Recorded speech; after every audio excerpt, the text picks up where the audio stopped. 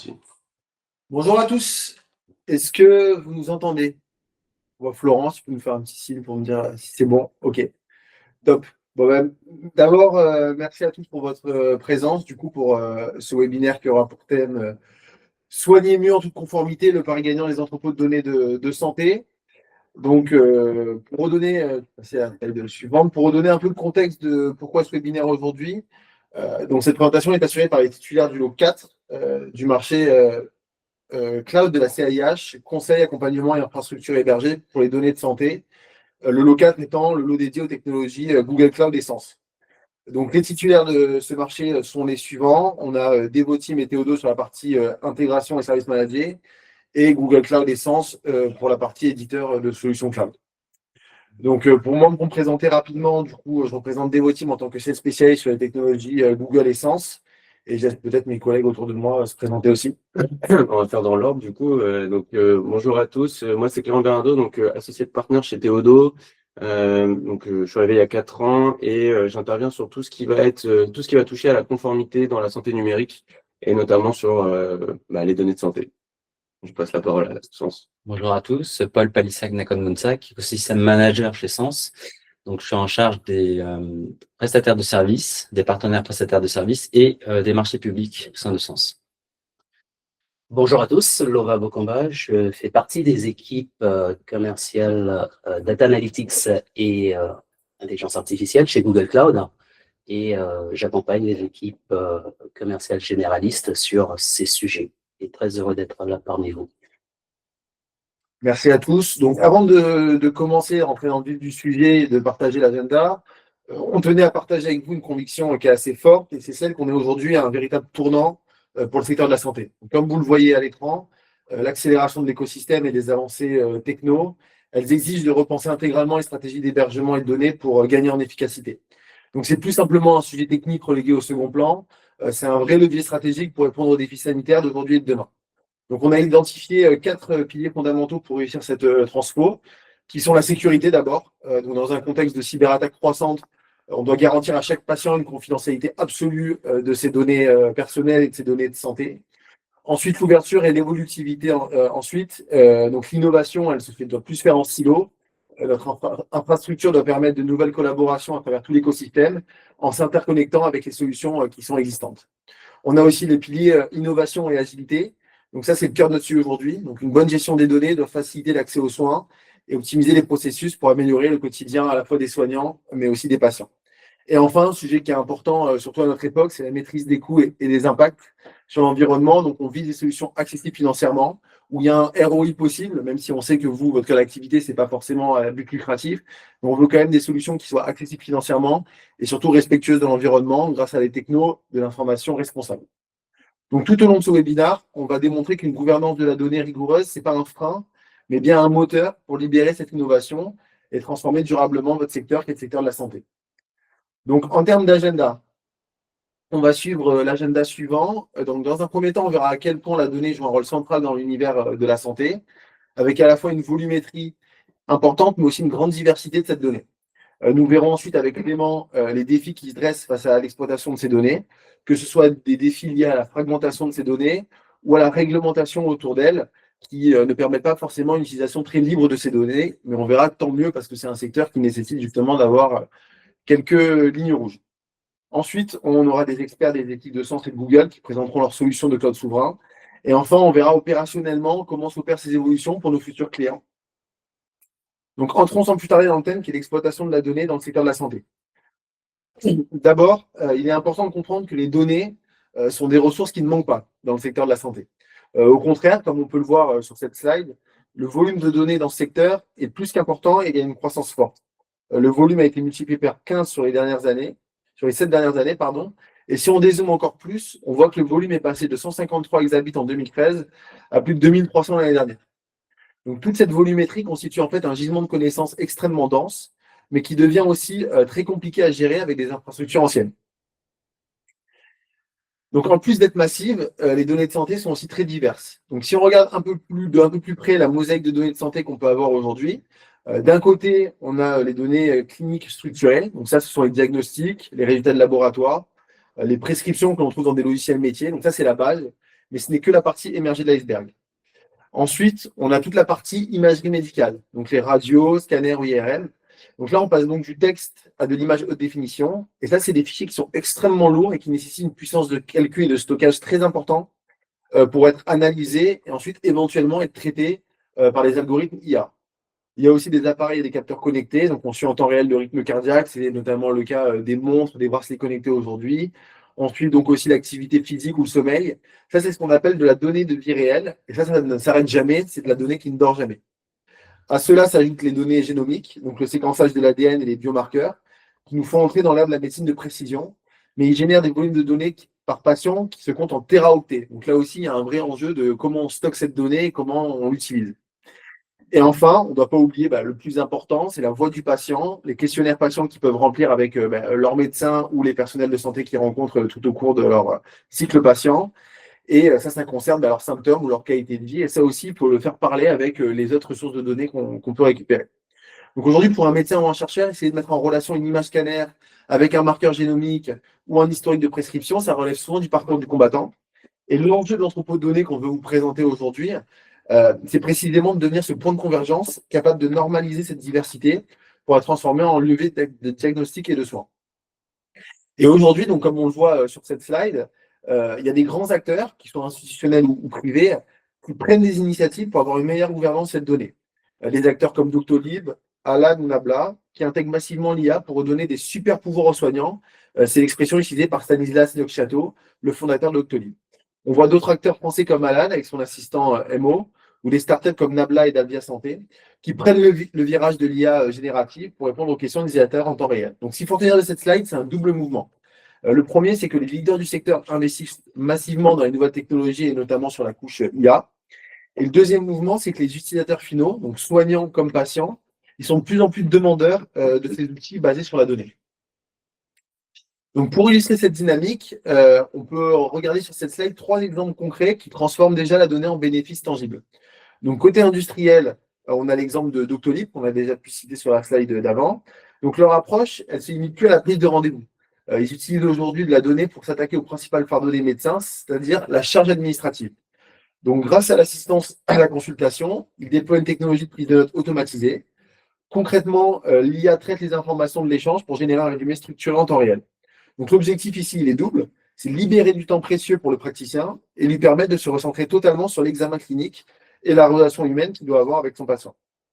Si on passe maintenant aux acteurs institutionnels, on a le Health Data Club, Health Data Hub, qui joue un rôle de centrale de confiance. Donc, lui, sa mission, c'est de collecter et de normaliser des volumes massifs de données pour en extraire de la valeur. En centralisant ces informations, il permet de mettre en place des services axés sur la valorisation des données de santé à une échelle du coup qui devient nationale. C'est ce qui permet aujourd'hui d'accélérer les projets de recherche qui auraient pris des années auparavant en offrant aux chercheurs un accès sécurisé à des données de haute qualité.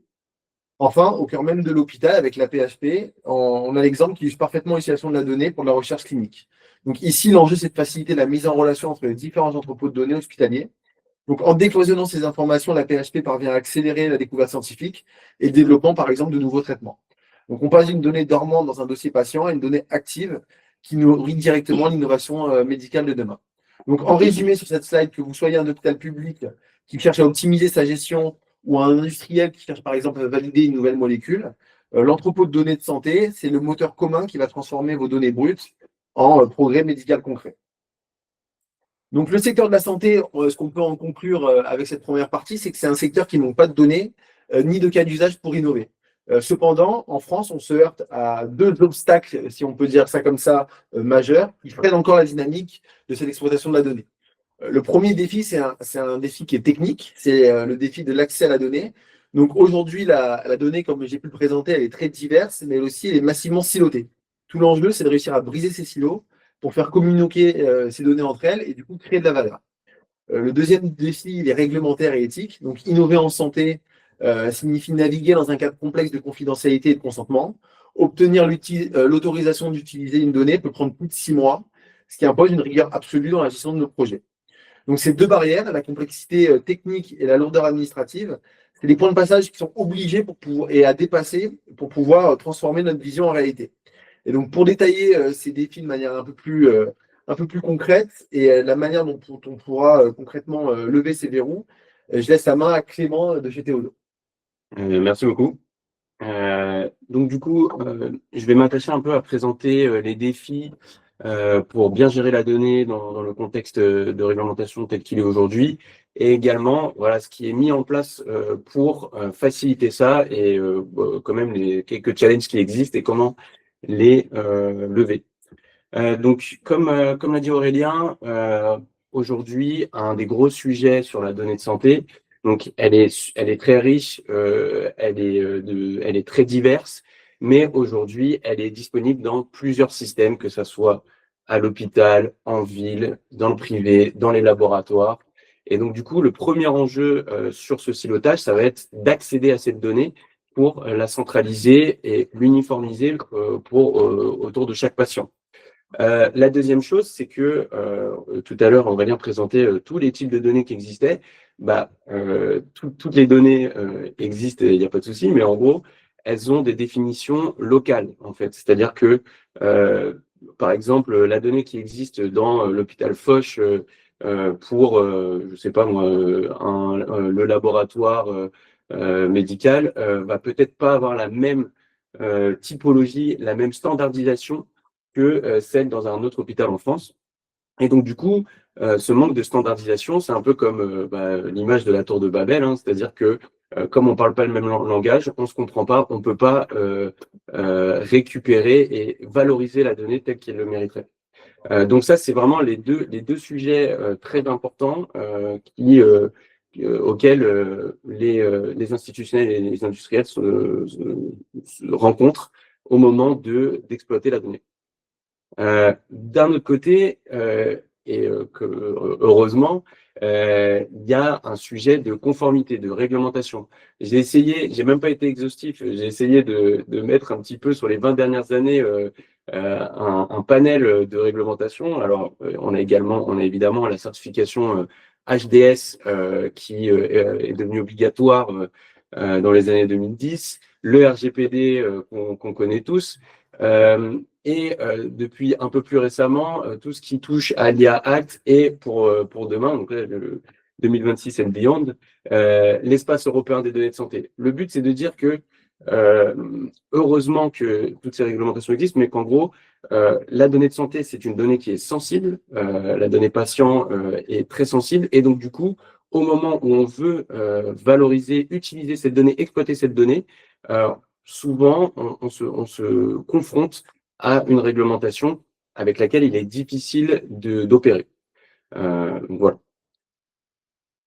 Dans ce contexte, aujourd'hui, il y a donc au moment de faire une plateforme de données de santé dans le but de faire voilà, une recherche clinique ou une recherche épidémiologique, il y a la CNIL prévoit des règlements, des types de réglementations différentes. Et la dernière en date est celle qu'on va présenter aujourd'hui, qui est l'EDS, permet de faire pas mal de choses. Donc, avant, le RGPD imposait pour l'utilisation d'une donnée le consentement explicite du patient pour l'utilisation de sa donnée. Ce qui était un frein important puisque pour faire une recherche clinique sur une cohorte de 1000 patients, il fallait 1000 consentements, et sûrement demander à 10 000 patients pour avoir 1000 consentements. L'AMR 004 permettait, modulo anonymisation, etc., de recueillir le consentement du patient sous la forme d'un opt-out. Ça veut dire que, en gros, de prime abord, le patient est informé que sa donnée va être utilisée et qu'il peut refuser cette utilisation-là, mais sans réponse de la part du patient ou de l'utilisateur, du détenteur de la donnée. La donnée est utilisable. Donc ça, c'est la AMR 004. Le problème, c'est que ce protocole est faisable pour une seule et unique étude. Et donc, du coup, si il y a une donnée génomique très intéressante et très rare, il faut pouvoir déposer un dossier pour chaque étude pour cette donnée et envoyer l'information au patient pour chaque étude, ce qui est chronophage et qui ne permet pas de débloquer tout le potentiel. là, c'est une chose qui est résolue dans, dans la réglementation EDS, donc qui prévoit modulo anonymisation, mise à disposition de la donnée dans des bulles sécurisées, etc., etc. L'utilisation de la donnée avec un consentement en opt-out pour plusieurs études en informant le patient une seule fois que sa donnée va être utilisée. Donc finalement, ces entrepôts de données de santé, c'est une opportunité d'accélérer l'innovation et la recherche clinique pour vous. En plus des réglementations, aujourd'hui, j'ai parlé des problèmes, on a parlé des problèmes d'interopérabilité, de langage, de standardisation. Il y a de nouvelles réglementations qui ont été développées qui ont été écrites pour favoriser le partage de la donnée.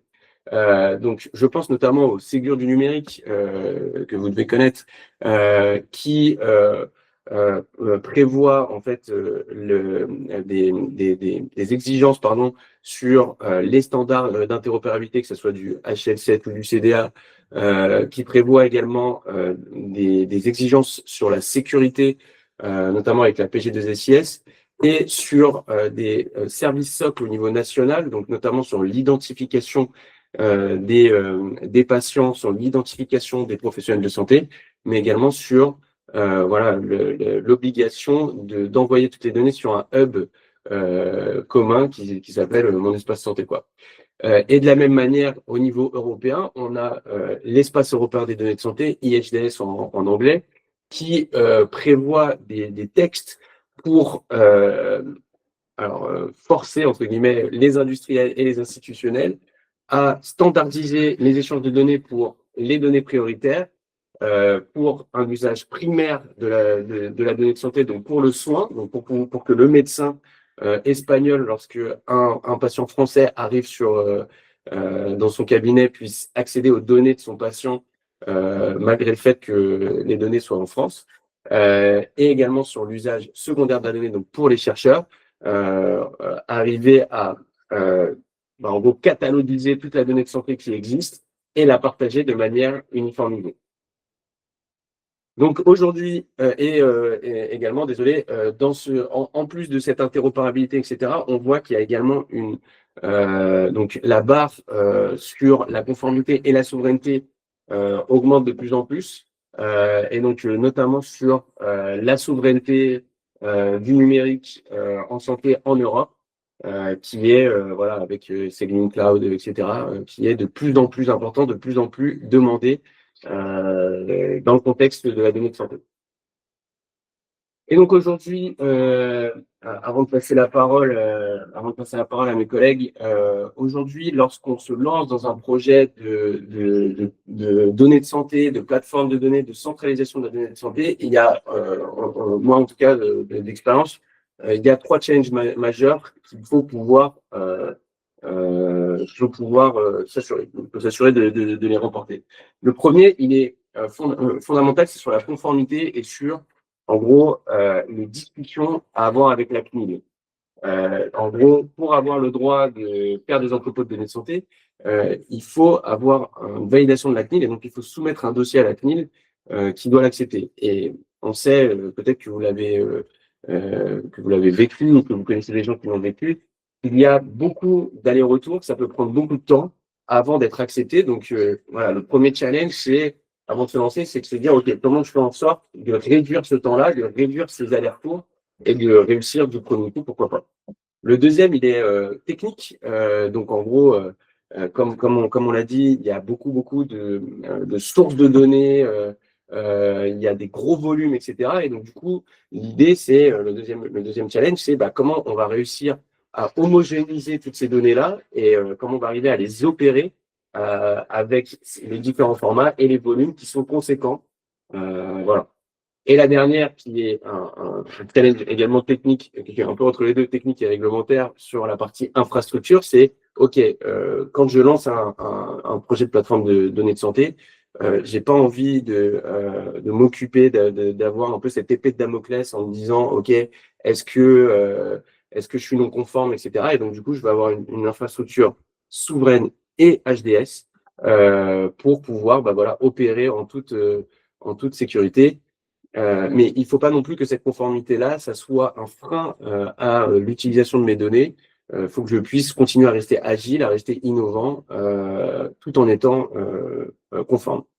Et donc, du coup, je donne la parole sur la partie justement sur comment on remplit tous ces challenges-là avec Sens et Google. Donc justement, pour répondre à ces enjeux de conformité, d'innovation et d'infrastructure, aujourd'hui c'est sur des solutions du socle Sens. Et qui est Sens? Sens est un opérateur unique de souveraineté qui offre le meilleur des deux mondes. C'est une joint venture unique entre Thales et Google Cloud Platform qui offre le meilleur de deux mondes, c'est-à-dire la partie innovation par Google Cloud Platform et le meilleur et le leader mondial en sécurité française qui est Thales. C'est une entreprise de droit français, filiale du groupe Thales, entièrement contrôlée par Thales, avec des ambitions technologiques qui reposent sur 20 ans d'innovation de Google Cloud Platform. C'est plus de 70 clients qui ont embarqué, de toute industrie qui ont embarqué depuis 2023. Et c'est plus de 190 collaborateurs européens qui opèrent en France les services Google Cloud Platform et Sens. Sens, c'est également une région Sens sur 3 data centers en France. Donc voilà, ça c'est qui est Sens. Et ensuite, je vais vous parler de l'offre Sens. C'est tout à l'heure, on parlait justement de fragmentation de la donnée. Il y a plusieurs types de données. Il y a la donnée générique, ça va de la donnée générique, il y a la donnée personnelle jusqu'à la donnée sensible. Et l'offre même de Sens, c'est de pouvoir proposer, casser en fait ces barrières, pouvoir proposer sur le même socle technique, technologique, ces solutions, que ce soit sur du Google Cloud Platform, sur la donnée générique non sensible, avec ce que propose déjà Google par ADN au niveau sécurité. Ensuite, il y a la partie cryptance qui va englober avec les clés de cryptage Thales sur les solutions Google Cloud Platform. Et enfin, sur la partie tout ce qui est données sensibles, tout ce qui est données sensibles, c'est la plateforme Premiance sur les données sensibles, donc avec la qualification SecNumCloud. Donc l'idée, c'est vraiment de pouvoir offrir une mutualisation des compétences sur l'ensemble des données, qu'elles soient génériques jusqu'à la donnée sensible. Je vais passer à la suivante. Donc c'est le bénéfice que je viens de vous dire, c'est de pouvoir proposer une solution simple sur une même plateforme, sur une même interface, au niveau de la criticité de la donnée, en fait, ça dépend de la sensibilité de la donnée. Je suis désolé si je parle trop vite. Tu peux enchaîner. Donc, au niveau des labels, pardon, juste remonte un petit peu au niveau des labels. Donc, ce que disait Clément tout à l'heure, c'est par rapport aux labels, différentes exigences au niveau de la réglementation. Notre offre, en fait, propose donc l'offre Google Cloud Platform sur du cryptance qui n'a pas qui a le label HDS et ISO 27001. Et ensuite, pour les données un peu plus sensibles, donc la qualification SecNumCloud et le label HDS et l'ISO 27001.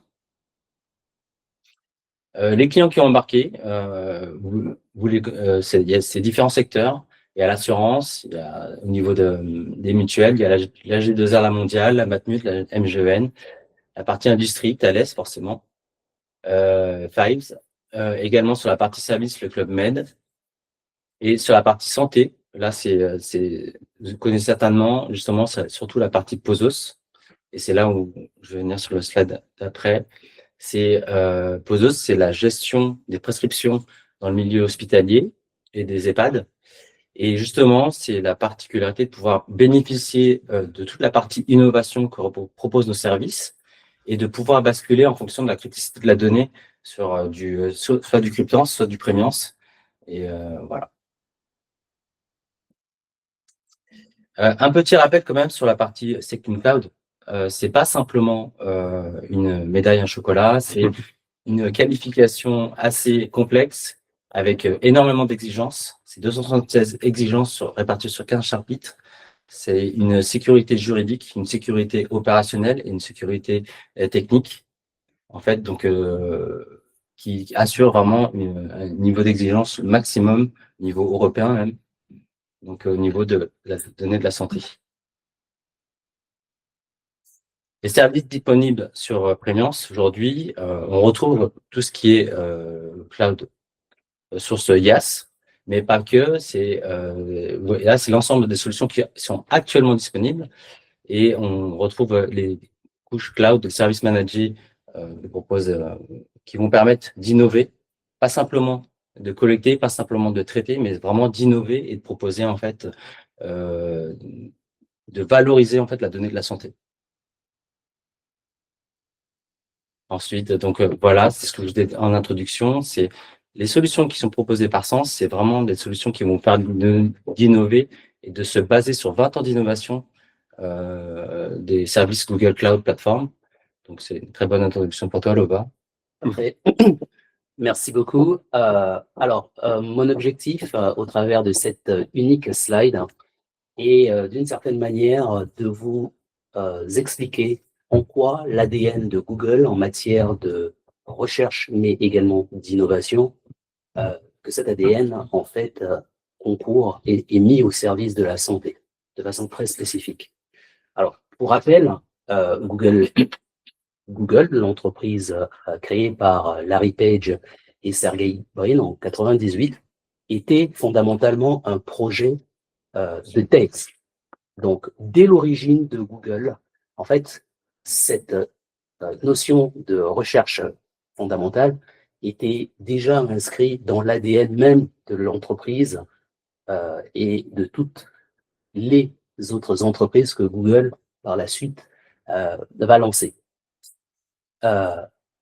Cette culture de recherche et de recherche fondamentale, pour commencer, elle est encore aujourd'hui d'actualité. Si je reviens simplement à l'année 2024, Demis Hassabis, donc le patron de DeepMind, a reçu le prix Nobel de chimie pour avoir modélisé, pour avoir créé AlphaFold, qui est en fait une IA dont l'objectif est de modéliser la structure de protéines. Donc, l'impact de cette IA fait que aujourd'hui, on a déjà modélisé à peu près 314 millions de protéines du monde vivant. Et cela correspond finalement à une avancée majeure puisque ça correspond à peu près 300 ans d'évolution, enfin de raccourcissement du temps par rapport à la méthode ancienne. En 2025, Cocorico pour nous les Français, Michel Devoré, a reçu, lui, le prix Nobel de physique sur ses travaux sur computer quantique, enfin, l'informatique quantique, pour dire les choses de façon plus française, si je puis dire. Et ça illustre véritablement ces deux exemples de Nobel récents, 2024 et 2026, les efforts que Google fait et cette culture autour de la recherche fondamentale qui va ensuite infuser l'innovation dans l'ensemble des services. Donc, le moteur fondamentalement de notre innovation, de l'innovation que l'on met au travers de nos services, c'est l'intelligence artificielle au travers d'un spectre de modèles. Et dans le domaine de la santé, ça va être particulièrement, pour illustration, le modèle MedPalm, qui est un modèle dit expert, dédié au domaine de la santé et qui a réussi des benchmarks assez, on va dire, challenging dans le domaine de la santé avec succès. Ce modèle, pour pouvoir l'utiliser, nous proposons un certain nombre de services aujourd'hui disponibles au sein de la plateforme Sens, comme Vertex AI. Et cette plateforme est la plateforme pour les utilisateurs de machine learning, dont l'objectif est de pouvoir simplement construire et monitorer soi-même ses propres modèles d'intelligence artificielle. Bien entendu, le machine learning et la gestion des modèles, des larges modèles de langage est un domaine d'experts. Aujourd'hui, grâce aux fonctionnalités disponibles dans la plateforme analytique BigQuery, vous avez la possibilité d'invoquer des modèles, que ce soit des modèles propriétaires ou des modèles open source en mettant à la disposition donc, des utilisateurs data scientists la fonctionnalité BigQuery ML, tout simplement en faisant du SQL et donc pas nécessairement en ayant des compétences spécifiques d'experts data scientists. Donc, globalement, notre culture en termes de recherche fondamentale est infusée dans l'intégralité de nos services au travers différentes offres de services. Ces services vont être ensuite utilisés pour mettre en œuvre différents cas d'usage. Je ne rentrerai pas dans le détail de ces cas d'usage parce qu'ils sont aussi nombreux que disponibles. Et surtout, ces services métiers, j'aurais tendance à dire, ces cas d'usage métiers plutôt, c'est la valeur ajoutée fondamentalement que nos partenaires tels que Devoteam et Théodo vont pouvoir mettre en œuvre au travers d'une plateforme qui, comme ça a été dit précédemment, remplit les enjeux de confiance, de cloud de confiance, avec les certifications qui permettent de prendre en compte le niveau de sensibilité le plus avancé aujourd'hui sur le marché français. Donc voilà très rapidement, s'il y avait une seule chose à retenir, c'est que aujourd'hui Google Cloud met à disposition des années de recherche fondamentale qui fondamentalement ont été encore primées les 2 dernières années et que cette recherche fondamentale qui s'appuie sur l'IA qui est le moteur de tout ce qui est que nous pouvons aujourd'hui mettre à disposition dans notre offre de services est disponible pour certains dès aujourd'hui sur la plateforme Sens et en devenir pour le reste.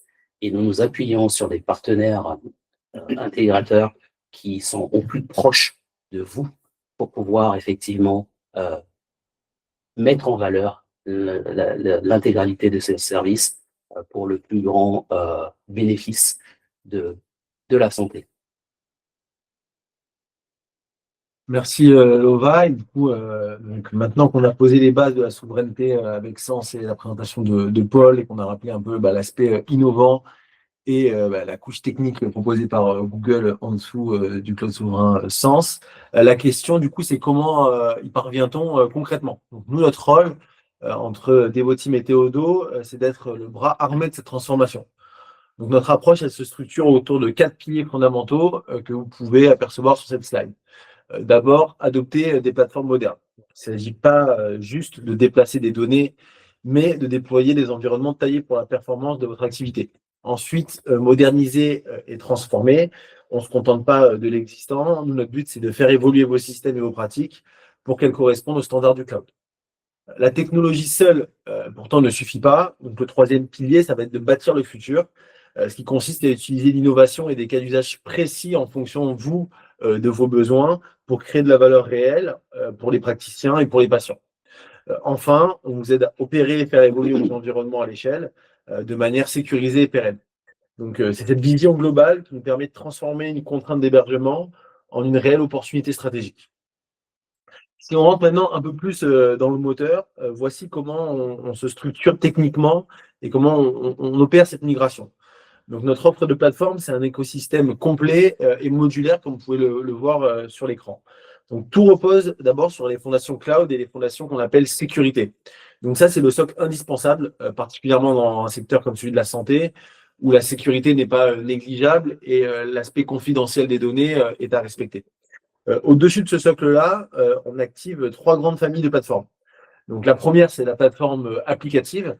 Donc pour gérer vos VM, vos containers, vos API, donc en assurant une agilité totale pour vos développements internes. La deuxième plateforme qu'on voit, c'est une plateforme data et IA. Donc ici, c'est ici qu'on va briser les silos évoqués au début de ce webinaire. Grâce à la Data Fondation et l'AI Fondation, on transforme vos données brutes en outils d'aide à la décision. Et enfin, on a le volet DevOps pour industrialiser vos processus et garantir que chaque mise à jour applicative se fasse sans friction. Donc, cette architecture-là, elle n'est pas rigide. Elle est conçue pour être déployée sur des infrastructures Sens et Google Cloud, en vous offrant, comme l'ont rappelé du coup Paul et Lova, le meilleur innovation avec le plus haut niveau de protection. Pour conclure, du coup, comment ça se traduit au quotidien? On peut passer à la slide suivante, merci. Donc, on a conçu avec le partenaire Théodo un accompagnement de bout en bout qui sécurise chaque étape de votre parcours. Donc, ça va commencer par un audit de l'existant et un design d'infrastructure sur mesure. Donc, on vous accompagne physiquement dans le transfert de compétences et la mise en place de plans de continuité d'activité, donc PRA, PCA. Donc, ça, c'est essentiel pour l'établissement de santé. On ne peut pas se permettre un arrêt des services. Une fois en place, on prend le relais sur l'exploitation et les services managés. Donc, ça, c'est une supervision 24/7, gestion des incidents et garantie la conformité HDS, donc hébergement de données de santé grâce aux équipes de Théodo.